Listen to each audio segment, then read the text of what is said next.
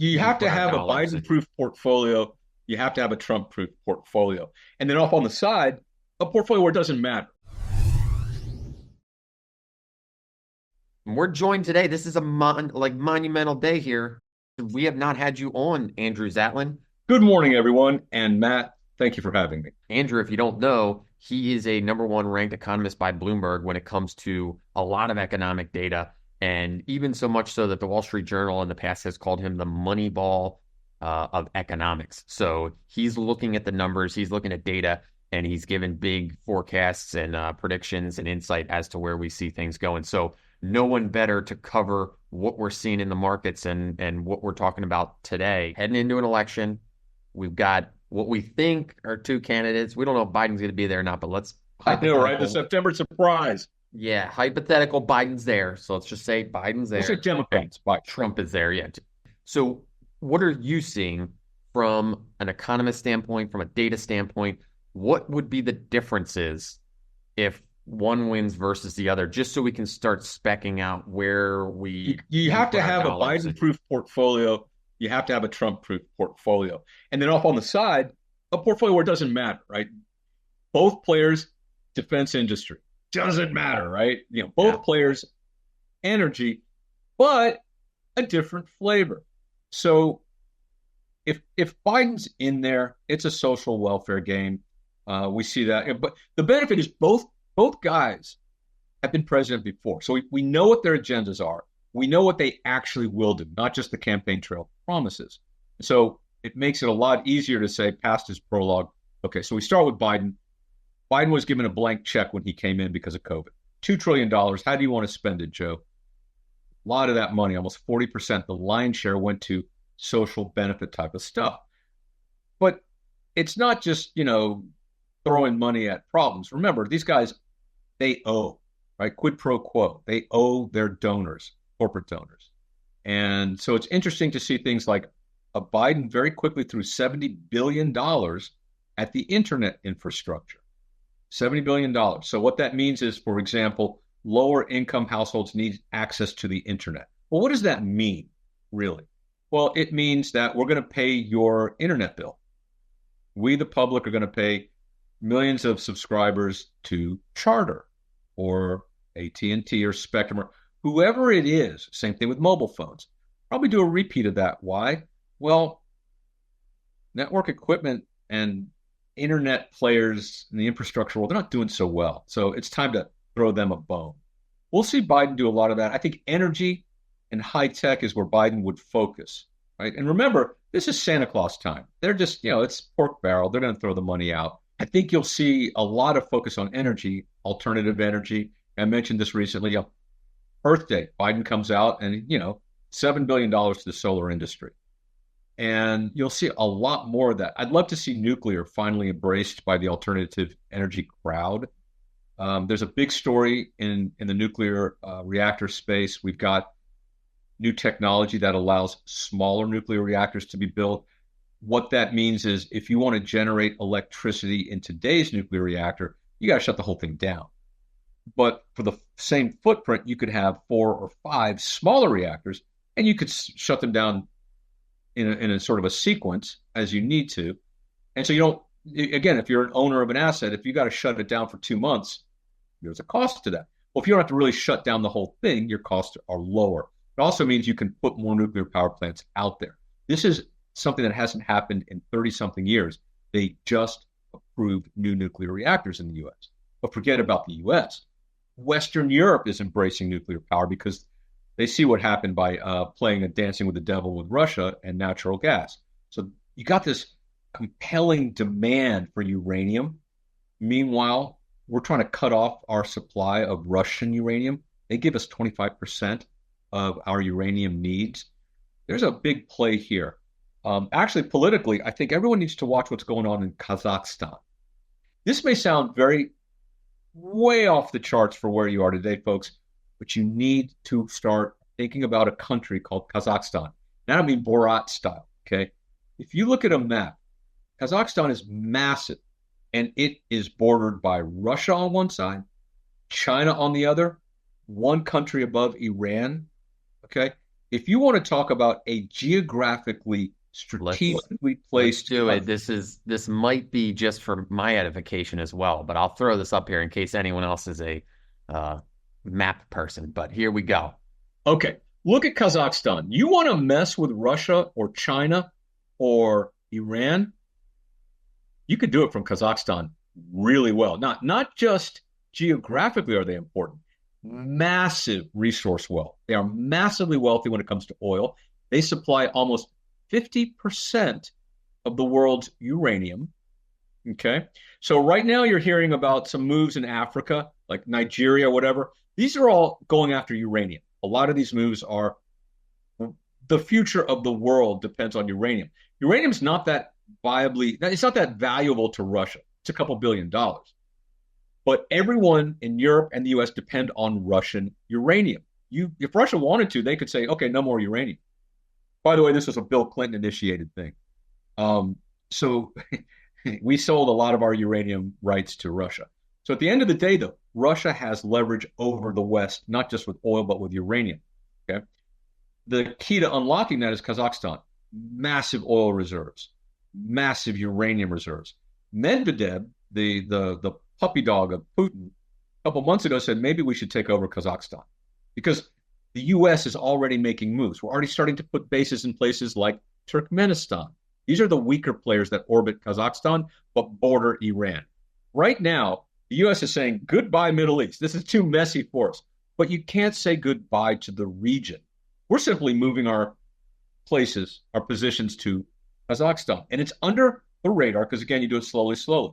A couple of weeks ago, we announced that we purchased 81 Soviet planes from Kazakhstan. Okay. These are functionally capable planes. Well, guess what Kazakhstan's doing? They don't want Russian planes. They want American planes. Once you start buying American, you don't stop. And then there's going to be more alliances and building. This is going to emerge quite dramatically. And you will see, hey, yeah, you'll have Iran messing around in the sea, the Persian Gulf, and all of a sudden you'll see that doesn't matter anymore. You'll have a land bridge from Saudi Arabia going probably through Israel to get to Europe. You'll start to see more overland. So, hey, Iran, Houthis, you want to mess around? We don't really care anymore. There aren't going to be as many ships carrying oil in and out of that area because we can now do a pipeline straight through. There are pipelines that exist today that go from Iraq and Saudi Arabia through Israel. Already, they've been there for almost 100 years. Start them again. I bet you that's part of the future alignment. Now you've got Kazakhstan. You will see U.S. presence in Kazakhstan mining. Look at the size of that country. It's almost the size of Europe.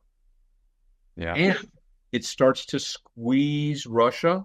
And it starts to squeeze China because we've got Vietnam and Taiwan, and now we're coming down from the side, make friends with South Korea. We are in what has been called the Great Game. 170 years has been called the Great Game. And it's all about containing some of the superpowers in the world. Okay. Economically, this is massive. We, the U.S., would then have an Exxon tapping into the oil reserves of Kazakhstan. Access to these resources would be huge for a lot of our traditional resource-focused U.S. conglomerates. Tell me more about that. What's the stat with? So we're buying Russian plane, or so we're doing that, This and is then huge. they're buying ours. Tell us, dig into that one. Win-win, win-win. Okay, so I just laid out a big thing. Hey, guess what? The future is Kazakhstan. Why? Mm-hmm. Because we're tired of being messed with by China and Russia. Folks, real politics. The reality is there are bad, hostile countries out there. You've had peace for a while. That is the exception. Okay. And while we've had peace, we have countries out there, namely Iran, China, and Russia, who've been taking advantage, and they are hostile. They are absolutely hostile. In the real world, you have to project power. You don't just say Iran, no, and then sit back while they do. You have to have places where you can project power. And so you have to have allies that you can operate from. Israel is basically an island of power projection. Now we've got Qatar. We have places around the world that are fortified where we can put our weaponry and project power. And we need to get resources flowing our way. I just mentioned Russia. Russia could cut off the taps when it comes to uranium. If you don't think they will, look at what they did with gas to Europe. They cut that off just to show that they could.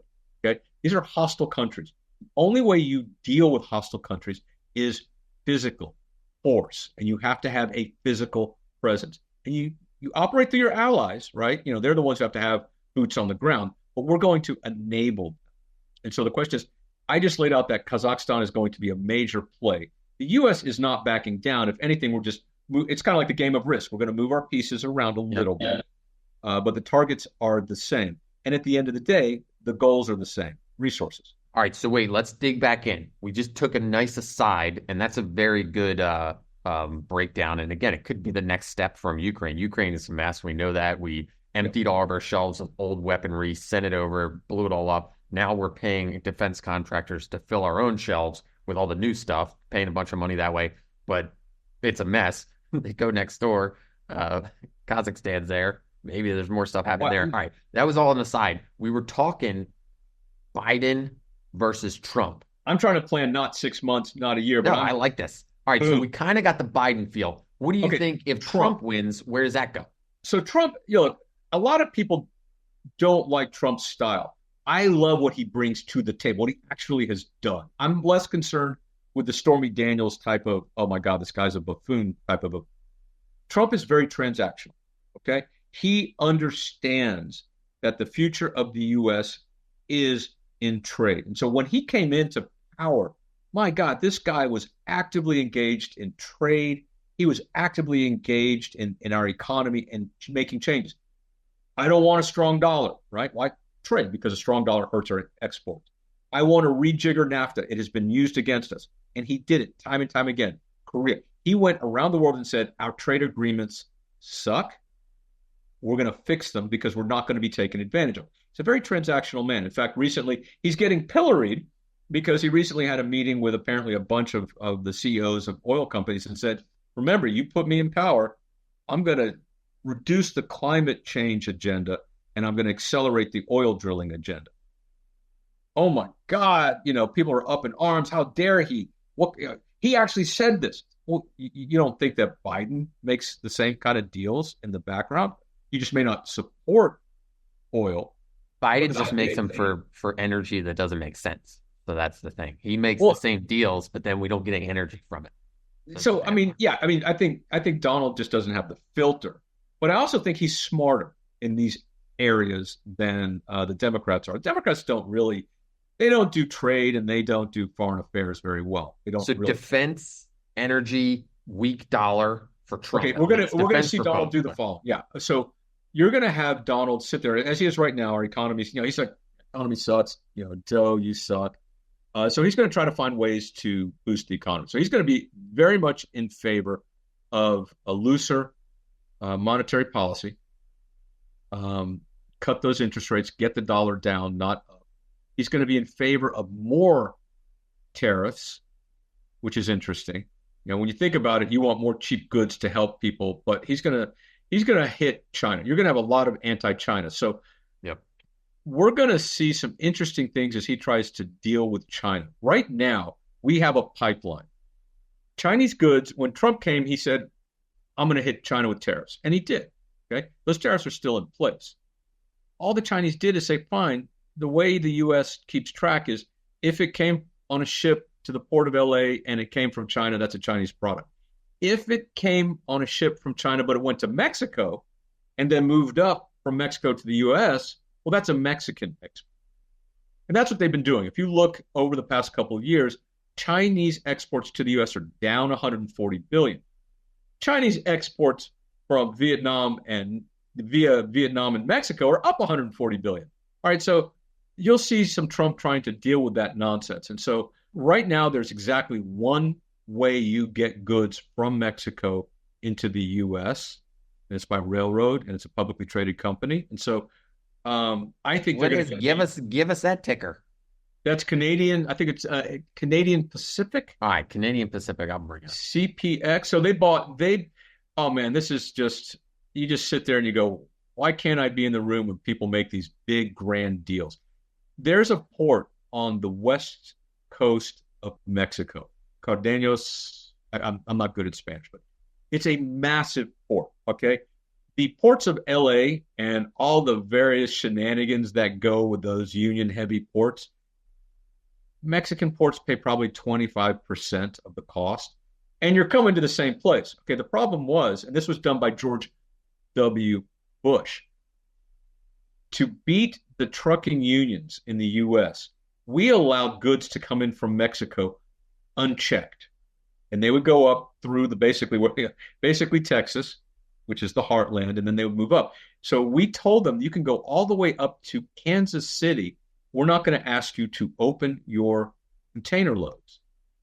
So now you had a means of going into the port of Mexico up to Texas nonstop with one railroad spur. And then you'd offload in Texas or wherever onto a truck and it gets distributed, goes to Lowe's or wherever. This was huge for Mexico. You had a supply chain shift and it's been leveraged. I mean, this is something that we're talking about, what, 20, 25 years ago? I mean, this was in the makings and you're seeing it now take off. And basically, you have one company that now owns all the Chinese exports to Mexico into the U.S. have to go through this railroad, essentially. I've talked about it in some previous pieces, and you'll see some interesting moves from Trump. If he blocks it, does that company take a hit because goods are being offloaded in Mexico and bypassing the controls that Trump put in? You'll probably see some efforts to hit that. But by and large, global trade is the way it is. Trump will come in and try to throw up tariffs. Chinese goods will become a little bit more expensive. I don't think that's a big deal at this point in time because, again, most people are going to start their buying next year. Hey, my couch is 5 years old, or whatever I bought from China 5 years ago, 4 years ago. There you go. Here we go. This is trains.com, a frequent website of mine where we get some train maps. But this is, I believe, what would be, you can see the red and the blue, but this is like Canadian Pacific was probably up here and then they merged or bought Kansas KSU. Southern or whatever. But you can see, I believe this is what you were trying to pronounce. I'm not going to do it, but there it is. And then that's the port down in Mexico. Pop it on a train. Train comes on up. I mean, if you're China and you're exporting across the ocean, your destination point doesn't matter from a cost standpoint. Do I hit LA in Southern California? Do I go further south to Mexico? Yeah. Well, yeah, your longshoremen are super cheap. The cost of going further south and then having to go further north, well, you're also in the heartland. So you might have other rail routes that are going east-west. Great, you offload to them. Meanwhile, you dominate. You are starting to dominate the flow. And I think it'll take a while for agreements in Trump to do the tariffs he wants. So for now, I mean, this is a core holding as far as I'm concerned. It's a monopoly. Yeah. And that's so, okay, going back to there Trump, is CP, if anyone was looking at it. The chart looked pretty decent. It was sideways for like 3 years, and it looks like it's breaking out a little bit on the upside. But that's a good, again, those are the kind of things. Consolidation. I don't think Warren Buffett owns that one, but that's the kind of stuff that Warren Buffett, when he was moving crude inland, he was like, I'm going to buy all the rails. And he's infrastructure plays. Another avenue for that. The thing is, with infrastructure, we're talking about a fairly capital intense place to be. But you bomb your interest rates, a little bit easier. There's been consolidation in trucking. There's consolidation in rail. And again, a lot of that comes down to because it's not so much what we make here. It needs to go from Rhode Island to California. We're importing. We are like Rome back in the day. We are sucking in all this stuff from around the world, but primarily from China.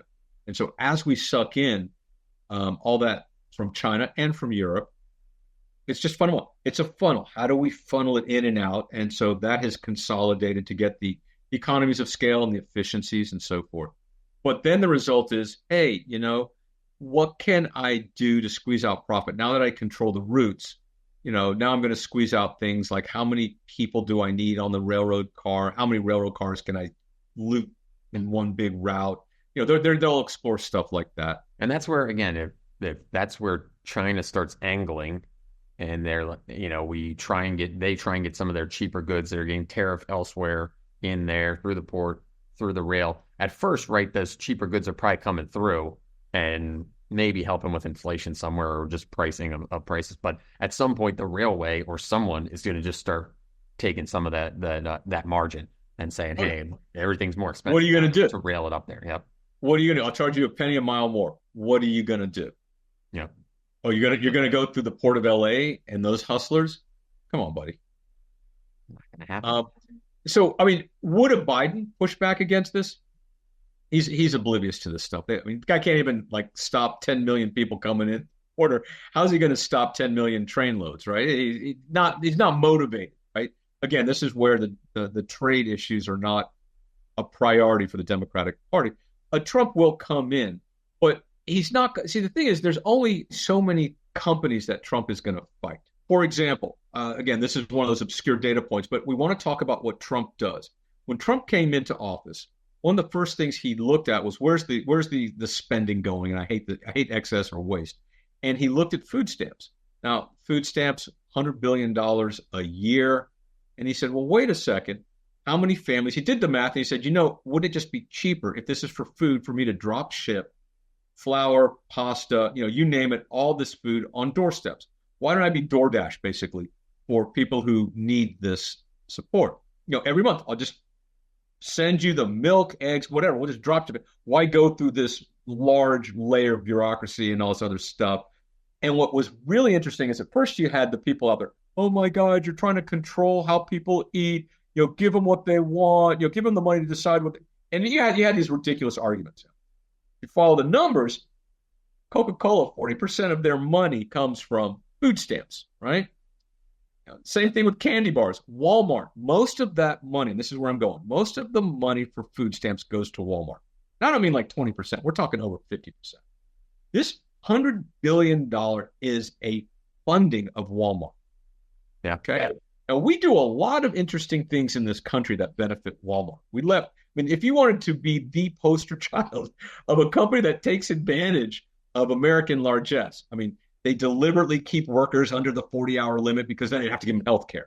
Okay, so now we've got all these Walmart workers getting health care. Now, if you wanted to go after the food stamp, you would be hitting Walmart in the pocketbook mightily, hugely. Yeah. And guess what? Trump backed off real fast from going after food stamps.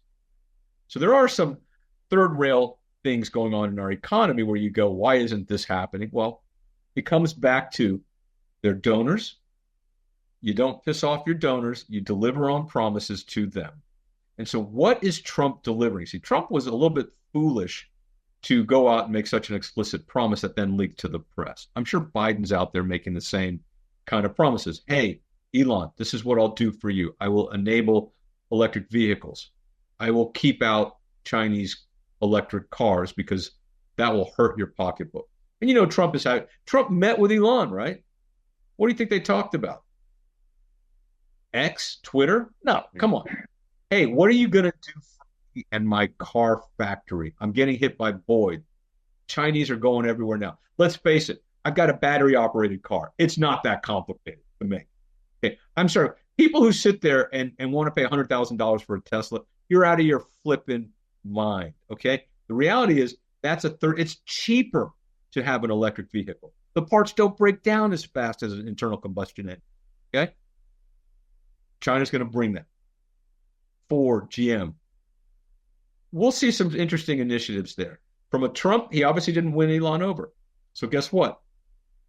Screw Tesla. You'll see him do that. He'll be like, yeah, whatever, Elon. You're just another billionaire. All right. Well, if you're at home and you came here for the Moneyball economics, I think you got it. We covered a bunch of different topics, a bunch of stuff that's going on here in America, and some really good nuggets. Again, we didn't talk about a lot of that stuff in the green room, Andrew, but some of the plays with Biden and Trump and then where it goes in Ukraine, Kazakhstan, and then also how tariffs are working and how Chinese goods are getting into the U.S. These are the winners and losers. And your breakdown even on Walmart. This is the kind of stuff that like at Strategic Intelligence and at Paradigm Press, we're trying to stay ahead of it because there's so many moving parts. Money is trading hands. Politics and money are creating winners and losers all over the place. So we're very lucky to have your expertise, Andrew, and we appreciate you stopping in today. I'll give you the last words if you got anything else that you want to leave everyone with, and then we'll call it a day. Thank you very much. The whole Biden portfolio, Trump portfolio is something I'm fleshing out right now. And so I'm trying to get the themes down and who's going to be the most, who the winners and losers are going to be. So stay tuned. I'm going to be focusing on that more and more as the summer rolls around. Awesome. And Andrew is now, he's a contributor to Strategic Intelligence. We're releasing his stuff sometimes on our YouTube channel, sometimes through the Daily Reckoning, and all around Paradigm Press. So keep your eyes out for Andrew Zatlin's name, for Moneyball, and any other very interesting insights and data-driven research. Andrew, thank you so much. And thanks everyone for tuning in. We appreciate it. Hey, everyone. Take care. Thanks, Matt. See ya.